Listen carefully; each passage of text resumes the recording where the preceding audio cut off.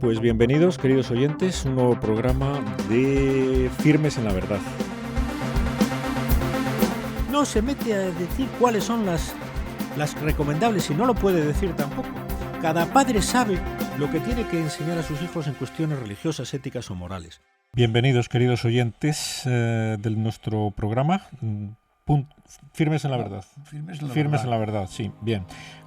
Juan Manuel siempre me apunta en estos casos porque se me va la olla, que dicen ahora nuestros hijos. Bien, tenemos la suerte de tener otra vez en nuestro programa a quien quizás alguno de ustedes ya lo haya escuchado en el anterior programa que grabó con nosotros, a don José María Zavala, a quien damos la bienvenida de nuevo. Bienvenido, don José María. Muchas gracias. Mire, don José María, se me ocurría al pensar que íbamos a tenerlo con nosotros esta mañana en el ambiente que nos invade ahora mismo de preocupación social por cosas, la economía, ¿no? Decía, pues esta es una sociedad que está realmente atenta a cosas importantes, como son esta que nos está ocurriendo ahora, la cuestión de la crisis económica. Es una sociedad muy atenta, que todo el mundo sabe remedios y busca soluciones y habla del tema, pero es una sociedad tremendamente ajena a las cosas más importantes, es decir, que es muy atenta a cosas importantes, pero a las más importantes ajena rotundamente. Recordaba yo esto pues pensando que íbamos a invitar a don José María Zavala que nos hablara del Padre Pío de Pietrelcina, ¿no? Un santo recientemente canonizado y que mucha gente ni conocerá. Y yo decía, pero un santo que ha sido canonizado hace 10 años, ¿cómo es posible que esto que tanta trascendencia tiene para la sociedad y para los hombres pues pase desapercibida y parezca que lo más importante son otras cosas que se nos ponen delante? Entonces se trata de que usted, buen conocedor de este santo, pues rellene esta laguna de tantos oyentes y nuestra también en cuanto a conocimiento de este santo, ¿no? ¿Qué nos cuenta de él, don José María? Bueno, usted lo ha dicho muy bien. El Padre Pío es un santo para los tiempos de hoy. Se cumplen el próximo 16 de junio 10 años de la canonización. Lo canonizó otro santo, que si Dios quiere será muy pronto declarado santo también, que ya es beato, el Papa Juan Pablo II, a quien había conocido el Padre Pío recién ordenado. En 1947, recién ordenado sacerdote en Karol Wojtyła, fue a visitar al Padre Pío a su convento de San Giovanni Rotondo, al sur de Italia, a unos 400 kilómetros de Roma, porque ya entonces el Padre Pío pues tenía fama, por supuesto en toda Italia y en otros muchos países, fama de santo, fama de santidad. Y fue a verle allí porque, como digo, había oído hablar del Padre Pío. ¿Y a qué fue el recién ordenado sacerdote Karol Wojtyła? Pues a confesarse con el Padre Pío y a hablar con él y a asistir a la Santa Misa del Padre Pío. Años después, el Padre Pío profetizó que aquel joven sacerdote sería Papa. Y hay unas cartas que hoy se conservan de Karol Wojtyła, que recurrió a la intercesión, a las oraciones del Padre Pío de Pietrelcina para que se curase una amiga suya, la doctora Wanda Poltavska, que había estado recluida en la Segunda Guerra Mundial en un campo de concentración y que siendo madre de 5 hijos, pues estaba desahuciada por los médicos a causa de un cáncer. Como digo, Karol Wojtyła recurrió al Padre Pío. Hay una carta en la que le pide oraciones por la curación de esta amiga suya, y 10-11 días después de esa carta hay otra de Wojtyła también, agradeciendo al Padre Pío sus oraciones porque su amiga se ha curado del cáncer. De manera que, vamos a revivir un poco la relación tan entrañable, tan espiritual, tan fraternal entre el Padre Pío y y Juan Pablo II, entre el Papa que le canonizó y el santo, valga la redundancia, canonizado, hace 10 años, ¿no? Sí, sí, es algo que yo por lo menos desconocía totalmente. Tuvo que ser muy emocionante para Juan Pablo II el canonizar a este santo al que había tratado personalmente, ¿no? Dice que me ha llamado la atención esto de que acudió a confesarse con él. Si no, dentro de lo poco que yo sé de este santo, aunque he visto una película sobre él y algo sé del tema, parece que el tema de la confesión es algo muy, muy central en su vida y en su actividad, ¿no? Bueno, sin duda ninguna. Yo, tuve el privilegio de poder publicar una biografía sobre el Padre Pío, que, hace aproximadamente, se publicó hace un año y ya va por la 6ª edición. Una biografía que está haciendo mucho bien, porque el Padre Pío dijo que daría mucho más guerra muerto que vivo, y está siendo así. Se están produciendo un sinfín de conversiones. Yo sigo todavía recibiendo correos, testimonios de personas de toda España que se han convertido al Señor, ¿no?, por intercesión del Padre Pío, después de leer el libro, ¿no? Pero dicho esto, respondiendo a su pregunta, tuve acceso también al proceso de canonización del Padre Pío, y luego, por supuesto, me entrevisté. Me fui hasta San Giovanni Rotondo y a Roma a entrevistarme con personas que trataron durante muchos años al Padre Pío, que todavía viven, porque el Padre Pío murió, como quien dice anteayer, en 1968. Bien, el Padre Pío llegaba a pasar 18 horas diarias en el confesionario. Se calcula que confesó a más de 600.000 personas a lo largo de su vida, personas que tenían que pedir la vez, como cuando uno va al médico, y que estaban 2, 3, 4 semanas esperando a confesarse con el Padre Pío, que venían de todo el mundo, y aquello se convirtió como una especie del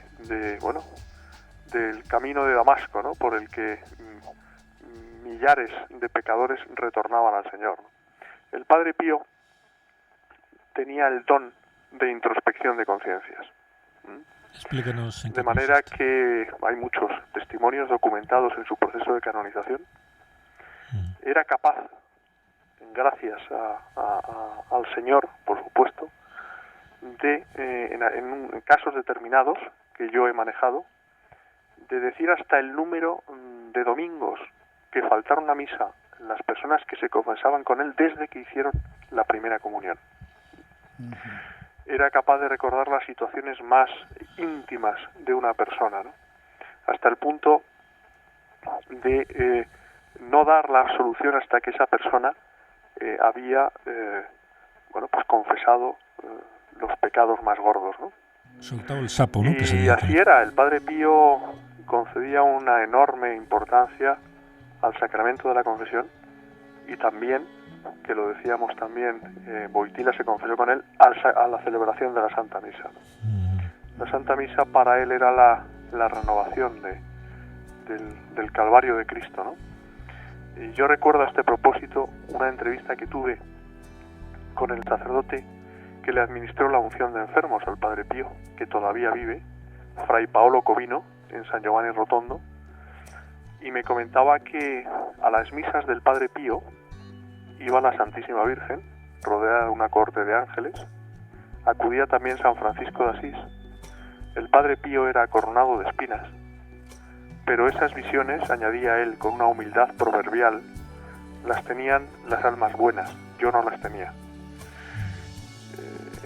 En esto mismo coincidía Sor Consolata, una monja de clausura de 95 años, que rompió la clausura para hablar del Padre Pío por primera vez en el libro que se titula así, Padre Pío, publicado por Libros Libres, que vive en Roma, y me decía que en las misas del Padre Pío, pues efectivamente era coronado de espinas, ¿no?, y que asistía a la Santísima Virgen, ¿no? Es decir, cuando, claro, estamos hablando de un místico, de un pedazo de santo tan impresionante. La homilía de Juan Pablo II fue espectacular en el día de la canonización, y la ceremonia de canonización del Padre Pío fue la más multitudinaria en toda la historia de la Iglesia. Fue verdaderamente impresionante. Muy bien. El Padre Pío no salió del convento durante toda su vida, ¿no? Él estuvo, ¿O estuvo? concretamente 52 años de su vida sin salir de San Giovanni Rotondo, pese a lo cual, como él tenía también el don de la bilocación, la posibilidad de estar en dos sitios distintos al mismo tiempo, hay testimonios documentados en el proceso de canonización de personas que le vieron en Nueva York sanando a los enfermos, y de incluso de pilotos de bombarderos que en la Segunda Guerra Mundial vieron al Padre Pío en el interior de sus cabinas, en el aire, y que al término de la guerra, sin conocer al Padre Pío, acudieron a San Giovanni Rotondo y confirmaron con sus propios ojos que el fraile que habían visto en sus cabinas de sus aviones era el Padre Pío. O sea que tenía el don de la bilocación, y hay múltiples testimonios del tema. Esto yo no lo sabía tampoco, como tantas cosas. Él tuvo también, sí, durante 50 años consecutivos, los estigmas del Señor en manos, pies y costado. En el proceso de canonización figuran los informes médicos que constatan que él tuvo, como digo, los estigmas durante 50 años consecutivos, y el mismo día de su muerte el Señor se los quitó. Desaparecieron. El mismo día de su muerte desaparecieron. Claro, los médicos no lograban explicarse cómo una persona como el Padre Pío, que a su juicio estaba biológicamente muerta, porque claro, tampoco podemos pasar por alto que el Padre Pío se alimentaba con la ración de un gorrión. Apenas comía, e incluso había largas temporadas durante las cuales solo se alimentaba de las especies eucarísticas. Una persona que, como digo, decíamos antes, pasaba hasta 18 horas diarias en el confesionario, una persona que apenas comía, una persona que sangraba a diario por los estigmas, claro, los médicos no podían entender cómo podía vivir, ¿no? Y fue verdaderamente un gran santo, ¿no? Fue un regalo del Señor en estos tiempos de secularización. Recuerdo a este propósito, cuando se presentó el libro aquí en Madrid del Padre Pío, vino a presentarlo Monseñor Munilla, que es muy devoto del Padre Pío, y en la presentación me acompañó también Fray Nazario Bastiarelli, que fue superior del convento de San Giovanni Rotondo. Vino de Italia para presentar el libro. La presentación fue algo verdaderamente especial. Fueron alrededor de 400 personas y reinaba pues un clima de complicidad entre todos los que estábamos allí, hasta el punto de que yo conocí a una madre y a una hija que fueron allí. La hija estaba en ese momento alejada de Dios, y su madre le habían diagnosticado un tumor en el cerebelo y le habían dado 3 meses de vida, hasta el punto de que le dijeron a su hija: oye, si quiere tu madre hacer algún viaje, que lo haga ya. Y al día siguiente de la presentación, la madre y la hija se fueron a San Giovanni Rotondo y estuvieron allí una semana. Cuando vinieron, la madre estaba curada, y la hija, que estaba, como decía, alejada de Dios, pues tuvo una conversión, ¿no? Y está hoy día pues muy cerca de Dios, ¿no? Hace unos meses regresaba de Lourdes, ¿no? De estar allí en peregrinación a la Virgen, ¿no? En acción de gracias. De manera que lo del Padre Pío es mucho Padre Pío, ¿eh? Es un santo que el libro, que yo he sido un instrumento para darle a conocer aquí en España, ¿no? Porque claro, el Padre Pío en Italia es más popular que uno de los Rolling Stones, ¿no? Pero gracias a este libro, ¿no? Que es un regalo de Dios, pues el Padre Pío está siendo cada vez más conocido, ¿no? Hasta el punto de que, bueno, pues hemos dado ya muchas charlas sobre el Padre Pío, y el próximo, bueno, pues día 19 la tendremos aquí en la Basílica de San Miguel en Madrid, ¿no? Otra charla más sobre el Padre Pío. ¿Qué piensa de la película? ¿Es aconsejable? Una película que circula, yo es que no recuerdo pues si es italiana, si no lo es, pero sé que es una película que es sobre él, sobre su vida, salen anécdotas de su vida y escenas. ¿Le parece útil, recomendable que también la gente la vea? O Sí, por supuesto. Hay dos películas. Hay Las dos. dos son italianas. Ujú. Una se titula tal cual Padre Pío y la otra Entre el cielo y la tierra. O sea, Padre Las dos Pío. son muy recomendables, pero la que a mí me impactó más y la que a mí me llevó a escribir el libro fue el Padre Pío, dirigida por Carlo Carlei y producida por la RAI, que es una película formidable, está magníficamente interpretada. Uno de los actores es uno que hizo el papel protagonista, cuyo nombre no recuerdo ahora, en El submarino de Wolfgang Petersen, y es una película magnífica. Yo la recomiendo vivamente. El Padre Pío se titula, ¿verdad? Muy bien. Nos han mencionado el tema de los estigmas. Para mucha gente que no sabe lo que son los estigmas, bueno, nos lo puede recordar. ¿Y qué significado tiene desde el punto de vista teológico? El Padre Pío, supongo que eso le supondría un sufrimiento físico intenso, porque los estigmas supongo que conllevan un dolor, ¿no? Dolor permanente, ¿no? Son heridas. Hombre, yo no los he tenido nunca ni los tendré. Sí. pero es decir, el Padre Pío recibe los estigmas en el momento en que decide asociarse a la pasión del Señor. En ese momento, cuando decide cargar con la cruz, cuando decide ser otro crucificado en la tierra, es cuando recibe del Señor los estigmas, ¿no?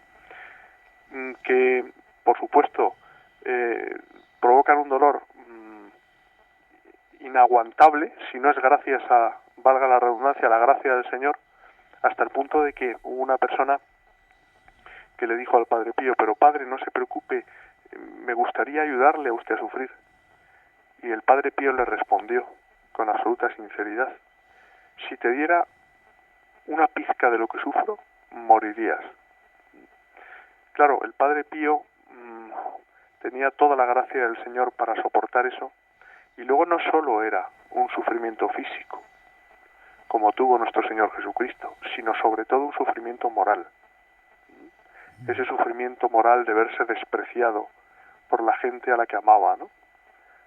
El Padre Pío también sufrió persecución dentro de la Iglesia, que es la persecución más dolorosa, pese a lo cual jamás criticó ni permitió que se criticase en su presencia a ningún miembro de la Iglesia, ¿no?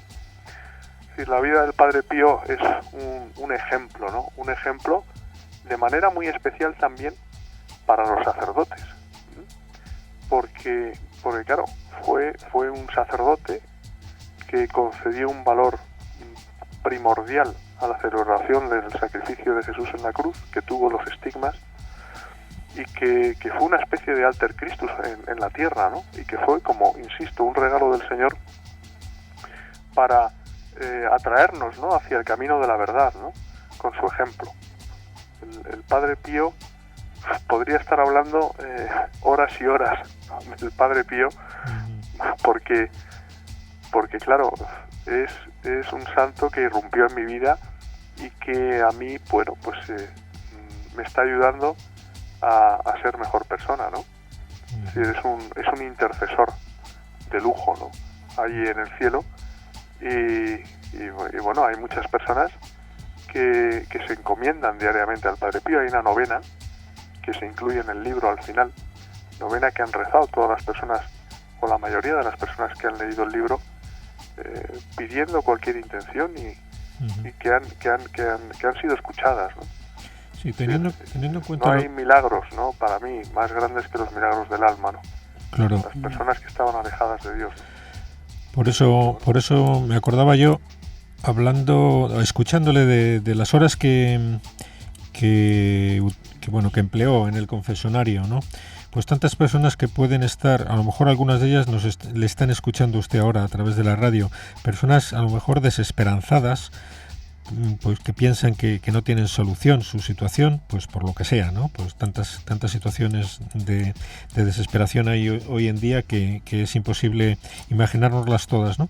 Pero puede ser que escuchándole se animen a acudir a este santo, pues que tanto consuelo dio a tantos desesperados, ¿no?, a través del sacramento de la confesión. a tantos enfermos que ha curado, pues también habrá personas que nos estén escuchando que tengan situaciones muy dramáticas desde el punto de vista familiar o personal en cuestiones de salud. Pues quizás que leyendo su libro, que no dejen de utilizar pues la intercesión del Padre Pío, que porque por algo el Juan Pablo II lo canonizó, ¿no? Porque no se hace para otra cosa más que para ayudar a que todos nos acerquemos más a Dios, ¿no? Bueno, yo tengo la convicción desde que el Padre Pío irrumpió en mi vida, Uh-huh.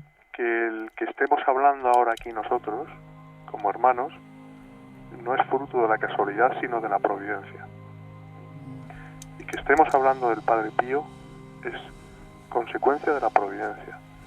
Y Dios quiera que esta conversación sirva para hacer el bien a muchas de las personas que nos estén escuchando, y que el Padre Pío supone una puerta abierta a la esperanza, y que el Padre Pío escucha, es un santo que escucha. Y yo he tenido la gran fortuna de acceder y seguir accediendo a testimonios de personas a las que el Padre Pío les ha escuchado, ¿no? Y hay que acudir a él, que es un intercesor. Además él lo dijo, insistió, dijo: yo daré, lo repito, más guerra muerto que vivo, y está siendo así, esa es la verdad. Padre Pío es muy necesario para estos tiempos de hoy. Qué importante es que esto llegue en una sociedad como la actual, con tantos problemas en tanta gente, ¿no? Saber que Dios se sirve de personas muy cercanas y muy asequibles y muy queridas, ¿no? Como este buen sacerdote capuchino, ¿no? Era su orden, era un franciscano capuchino, ¿no? Y que está tan al alcance de cualquiera, porque en la época en vida pues había que ir a San Giovanni Rotondo, ¿no? Y no todo el mundo podía, pero hoy día todo el mundo lo tiene más asequible, ¿no? Porque lo tiene a su alcance, ¿no? No tiene más que querer hablar con él, interceder, buscar su intercesión por medio de la oración, que está al alcance de cualquiera, ¿no? Claro. Muy bien. ¿Qué más nos cuentan en lo que queda de programa? Que seguro que hay muchas cosas pendientes. Pues hombre, un aspecto muy importante del Padre Pío es su enorme devoción a la Santísima Virgen. Hasta el punto de que él llegaba a rezar hasta 34 rosarios cada día completos. Claro, nuestros oyentes se preguntarán cómo es posible esto, ¿no? Pues porque el Padre Pío era un gran santo, ¿no? Era un santo y había recibido esa gracia de Dios, ¿no? De poder rezar 34 rosarios diarios, ¿no? Él, porque había muchas veces que él estaba enfermo, ¿no? Le decía a su compañero, hermano capuchino: dame el arma, ¿no? Y él sabía perfectamente que se estaba refiriendo al Santo Rosario. En el año 1959, cuando el Padre Pío estaba desahuciado por los médicos, ya le daban por muerto, se produjo un hecho importantísimo, y es que la talla de la Virgen de Fátima, que está en el santuario, en el interior del santuario, viajó en el interior de un helicóptero hasta San Giovanni Rotondo, y a bordo iba don Gabriele Amorth, un joven sacerdote entonces, el exorcista oficial de la diócesis de Roma, que era amigo del Padre Pío, y llevaron la imagen en atención, a la imagen de la Virgen, en atención al Padre Pío hasta San Giovanni Rotondo. El Padre Pío se asomó a la ventana de su celda y rezó y pidió a la Virgen de Fátima, por sus hermanos y por él, ¿no? Y quedó curado al instante. El Padre Pío no albergó jamás la menor duda de que la Virgen de Fátima le curó, ¿no? Cuando estaba desahuciado por los médicos. Él, como digo, pues tuvo una enorme devoción siempre a la Madonna, como él la llamaba en italiano, un enorme cariño que se traducía, en el rezo intenso y continuo del Santo Rosario, ¿no? que otro gallo nos cantaría, ¿no? Si rezáramos todos aquí en España el Santo Rosario con devoción, ¿no? Ese arma contra la crisis económica, ¿no? Por ejemplo, y contra cualquier tipo de crisis que pueda afectarnos. Pues es una el Santo Rosario tiene un enorme poder, ¿no? Un enorme poder para hacer el bien a uno mismo y a los demás. Pues sería como el tercer legado con el que me quedo yo de lo que nos ha hablado hoy, la confesión, la Santa Misa, el Santo Rosario, como legado del Padre Pío, que seguro que a lo mejor no son los más importantes, yo con los que me he quedado de lo que usted nos ha dicho. No sé si se nos termina el tiempo. Sí. Parece que se nos termina el tiempo, con lo cual lo que quede tendrá que esperar a otro programa, don José María. Unas palabras de despedida a nuestros oyentes y lo cortamos. ¿Qué les dice? Pues les digo que Dios les bendiga, y que de verdad que prueben, si no conocen al Padre Pío, que prueben, que consigan el libro del Padre Pío, que lo lean sin ningún tipo de prejuicios, y al final verán que el libro les remueve, ¿no? Como me removió a mí al escribirlo, y como está removiendo y cambiando tantas vidas, gracias a Dios, ¿no? Pues muy bien. Con eso terminamos, don José María, agradeciéndoles de nuevo también pues la amabilidad de haber venido al programa y todo lo que nos ha dicho a todos los que le escuchamos. Hasta la próxima, un abrazo. Un abrazo, que Dios les bendiga. Adiós, Gracias. adiós.